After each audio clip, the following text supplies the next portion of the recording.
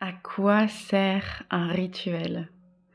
C'est un mot qu'on entend et qu'on lit de plus en plus. En tout cas, c'est mon cas, c'est peut-être aussi le tien et peut-être que tu te poses cette question-là de, qu'est-ce que c'est vraiment un rituel? Qu'est-ce qu'on appelle rituel? Et à quoi il sert? Donc je te propose dans cette vidéo de te, fournir moi mes éléments, de définition qui, je l'espère, vont pouvoir t'éclairer, te guider et t'orienter et on va voir en 3 étapes. D'abord, qu'est-ce qui définit un rituel? Qu'est-ce qu'on appelle rituel? La différence entre un rituel qui est subi et un rituel qui est choisi. Et enfin, à quels besoins, qui sont fondamentaux pour, l'humain que nous sommes, dans le besoin de sens notamment. Voilà, à quels besoins fondamentaux dans notre existence est-ce que le rituel vient répondre? Et si tu as vécu dans les derniers mois ou les dernières années, un événement qui a radicalement changé ta vie, que ce soit la perte d'un proche ou une séparation ou un changement, dans un autre domaine de vie, ces éléments vont, je pense, t'éclairer et te guider et t'orienter. Actuellement, au moment où je tourne cette vidéo, on se situe en plein dans le mois de novembre et qu'on le veuille ou non, nous sommes dans ce moment du calendrier social que nous avons en commun entre 2 rituels, celui de la Toussaint et celui, de Noël. Donc, qu'est-ce que j'appelle rituel? Rituel, c'est simplement un temps qui est, défini, délimité, circonscrit et qui va contenir quelque chose de spécifique.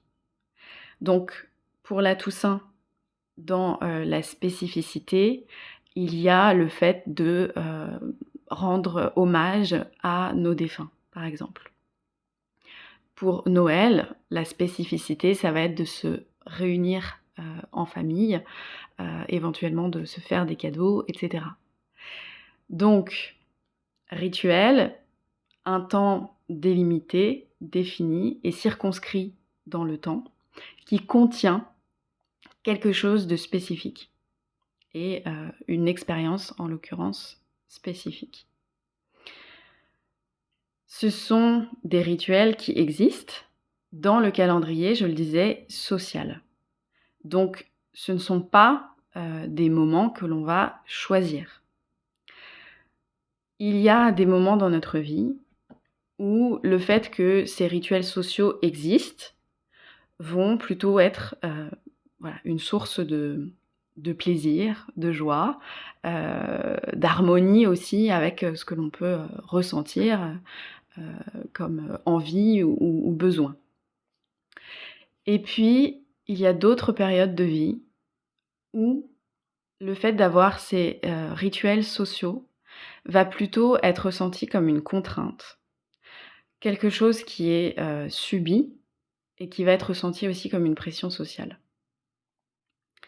Donc je commence ici à faire la distinction entre ce que je vais appeler un rituel subi, et je parlerai ensuite de cette notion de rituel choisi. En tout cas, dans voilà, le rituel subi, il y a vraiment cette notion que finalement, c'est, le calendrier extérieur, une contrainte extérieure, qu'elle soit, temporelle ou administrative, et voilà, c'est ce qui se passe notamment pour, le moment des obsèques quand on perd un proche. On ne choisit pas ce moment, de l'au revoir. Il est défini, socialement, administrativement, voilà, pour diverses raisons et donc il y a un endroit où il est, forcément subi parce qu'il n'est pas choisi.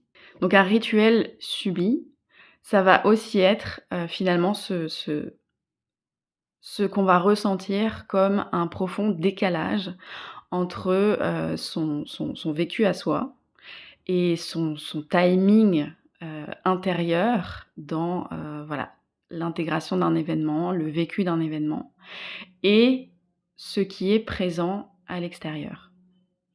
Donc il y a ce décalage, il y a cette tension entre les 2, qui va, je le disais, créer, parfois un sentiment de pression sociale, mais aussi un profond malaise, et parfois, voilà, des résurgences, aussi, compliquées.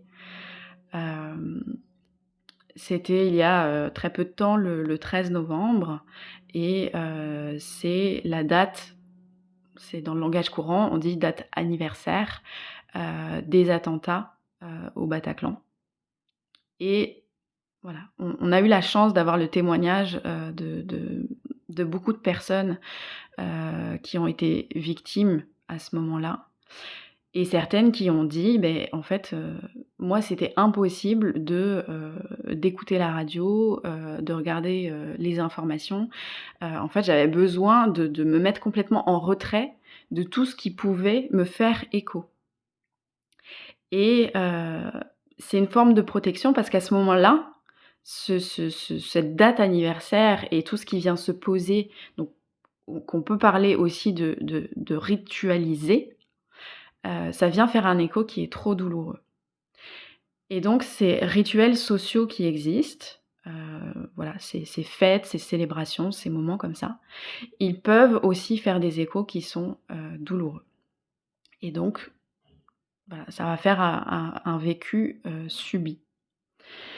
Maintenant, quand on va parler, de rituels choisis, c'est d'abord une façon de, justement, quand il se passe quelque chose dans notre vie, un petit peu à l'image de, voilà, est-ce que j'ouvre les mains et je reçois ce qui m'arrive?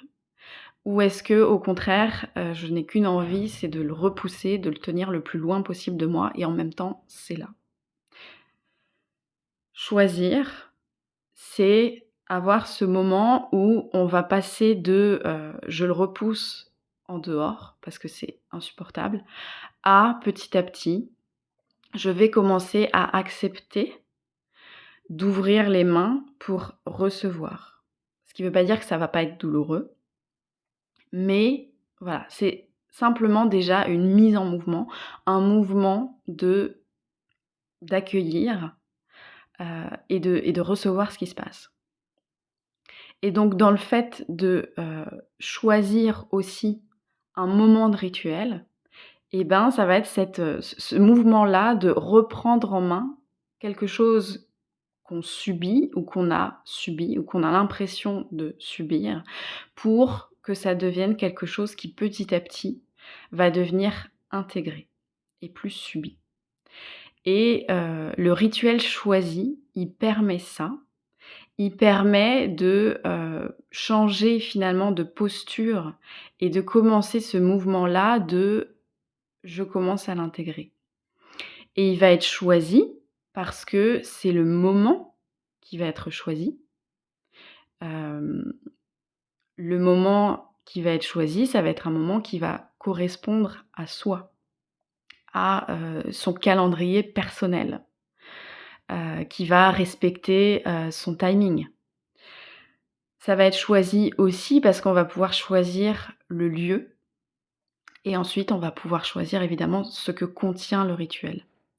Donc ici, le rituel va se constituer de ça. Il va se constituer de, un espace défini, un lieu et un moment aussi défini. Donc ça va créer un espace-temps qui va contenir ensuite, à l'intérieur, un acte concret qui aura une portée symbolique.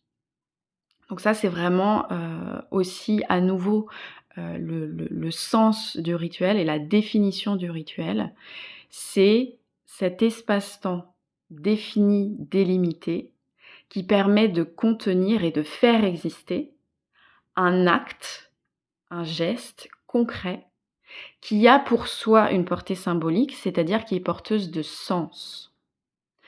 et j'irais même plus loin, en tout cas, moi dans l'expérience que j'ai des rituels et dans ceux que j'accompagne à créer, qu'il y a en plus une portée, de transformation.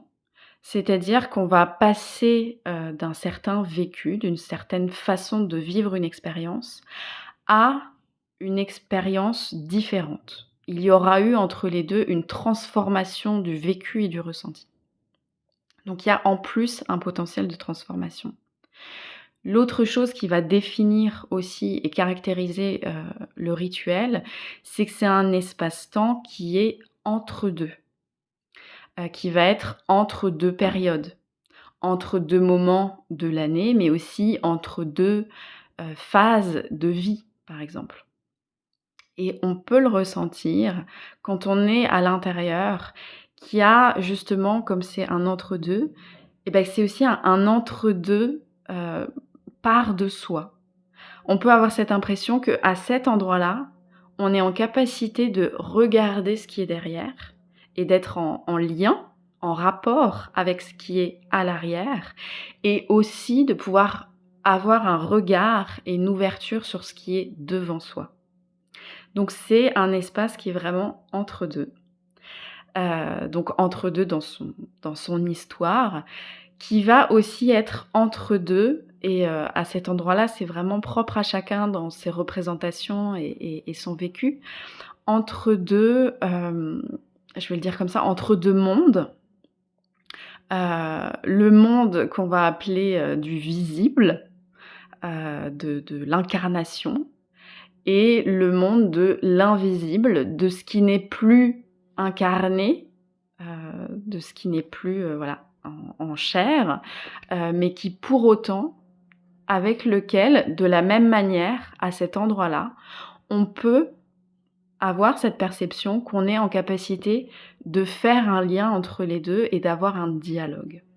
Donc un espace, voilà, de communication. Donc il y a vraiment cette notion que ça constitue une sorte de pont. Et il y a une autre image qui est vraiment propre, au rituel. On a mon chat qui s'invite, dans la session. C'est celle d'une espèce de double porte.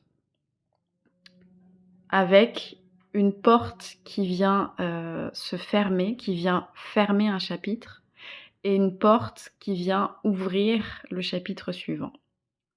Il y a aussi, une autre image, que je trouve, voilà, très parlante et très touchante aussi, et qui va venir introduire, voilà, cette réponse à la question de: «À quoi sert un rituel?»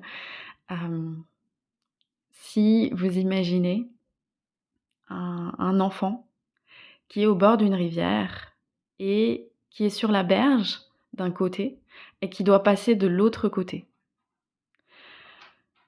Très souvent, il va avoir peur, il va avoir un mouvement de recul et il va avoir de la difficulté à passer de lui-même de l'autre côté. Donc qu'est-ce qu'on va faire? On va se mettre à côté de lui, on va, l'entourer, lui tenir la main, et l'encourager, lui dire qu'il va y arriver et petit à petit le guider, lui donner aussi, un élan, une poussée, une énergie nécessaire pour qu'il puisse traverser la rivière, passer de l'autre côté. Si vous êtes à ce moment-là, de votre vie, en regard de cet événement qui a bousculé, bouleversé et fait basculer aussi votre vie, vous pouvez ressentir ça, cette impression que vous êtes sur une berge, que vous devez traverser, qu'il y a cette aspiration ou cette question de: «Est-ce qu'il y a à un moment un autre côté? Est-ce que je vais pouvoir arriver à un autre endroit?» Hem, j'ai envie de dire que la réponse est oui. Et que vous pouvez vous sentir comme cet enfant qui est tétanisé, sur cette berge et qui n'arrive pas à passer de l'autre côté. Eh bien, le rituel, le moment du rituel qui est ouvert, c'est aussi ce moment qui permet de se prendre soi-même par la main et de, se donner l'élan, se donner l'énergie, se donner ce dont on a besoin pour se faire passer de l'autre côté, et de le faire en douceur. En tout cas moi, voilà, c'est la façon dont je le guide, évidemment. La dernière chose sur à quel besoin est-ce que ça répond, j'en reviens sur ces événements qui créent des brèches dans notre vie, qui vont marquer des moments forts dans notre vie. Alors parfois, ces brèches, elles sont aussi très heureuses. Si je me marie, c'est un moment qui marque une rupture. Je ne serai plus jamais, heu, voilà, à partir de ce moment-là, la fille de mes parents. Enfin si, forcément, mais voilà, il y a un changement forcément d'état. Donc le mariage est aussi un moment rituel pour passer d'un état à un autre. Alors généralement celui-là, il est choisi, il est heureux. Mais voilà, si on regarde à l'échelle de notre vie, ces moments-là qui marquent un changement, ils ne sont pas très nombreux et ils sont d'une ampleur et d'une amplitude qui, elle, est, massive, conséquente. Et le rituel, il vient répondre à ce besoin qu'on ressent, que ce que je vis et avec l'ampleur avec laquelle je le vis, j'ai besoin que ce soit marqué dans ma vie avec cette même ampleur et cette même amplitude. Sauf qu'il y a certains événements et certains moments et certains vécus, pour lesquels, voilà, il y a pas de rituel social qui existe. Donc pour répondre à ce besoin intérieur et personnel, on va pouvoir créer un rituel choisi, poser un rituel choisi qui va poser, un moment qui va être en dehors du quotidien, en dehors de tout ce qui est ordinaire, en dehors de cette, voilà, de cette chaîne du temps, et de tous ces instants qui, se succèdent les uns aux autres, qui sont, voilà, remplis de tout plein de trucs et parfois de rien aussi. Et le moment du rituel, ça va être une sorte de moment au-dessus des autres, heu et qui va pouvoir, voilà, créer aussi un repère, en dehors du reste. Donc aussi un moment auquel on va pouvoir se relier, parfois se remémorer, se rappeler, reconvoquer ce moment-là, y retourner en pensée et sentir que voilà, ce que j'ai vécu dans ma vie avec cette ampleur, il a sa place, heu, à la même portée que celle avec laquelle moi je l'ai vécu. Et ici, cette fonction des rituels, elle va vraiment venir répondre à ce ressenti, qu'on peut parfois avoir de se dire: «Mais la vie continue, les gens vivent leur vie, heu, ils ne voient plus à quel point c'est important pour moi. Toutes les choses, voilà, sont comme elles sont et moi je vis cette chose-là qui est immense et ça ne se voit pas, ça ne se perçoit pas». Donc quand il y a ce besoin de, voilà, ressentir que si, si, pas seulement pour moi, mais c'est bien présent et ça a cette ampleur et cette amplitude-là, eh bien, le rituel est là pour répondre à ce besoin-là. Voilà, j'espère avoir, défriché, éclairci cette notion du rituel et peut-être avoir répondu à certaines de tes questions. S'il t'en reste d'autres ou si ça a suscité de nouvelles questions, tu peux, les inscrire en commentaire, j'y répondrai bien évidemment. Si tu as aussi un autre sujet, que tu aimerais que, j'approfondisse, eh bien tu peux mettre, le thème également en commentaire et si tu as envie de suivre un peu plus, voilà, des thèmes que j'aborde et de la façon dont je les aborde, tu peux me suivre sur Facebook. J'écris régulièrement des publications et si tu as envie d'en savoir un peu plus sur qui je suis, mon parcours et comment j'en suis arrivée à te parler de ça aujourd'hui, tu trouveras toutes ces informations sur mon site internet dont le lien est en description. À bientôt.